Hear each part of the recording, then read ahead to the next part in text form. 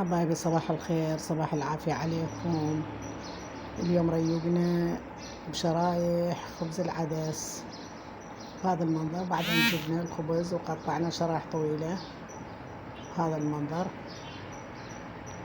نجيب بيضة ونكسرها ونضيف لها النكهات، الفلفل الأسود والملح والبهارات، يعني البهارات شوية تعطينا نكهة حتى ما تبقى بيها زفارية.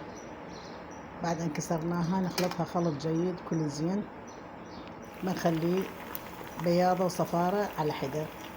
ننزل الخبز بالطاوة، بعد أن نزلنا الزيت بالطاوة نرش البيض داير مدايرها وننصي حركة الطباخ.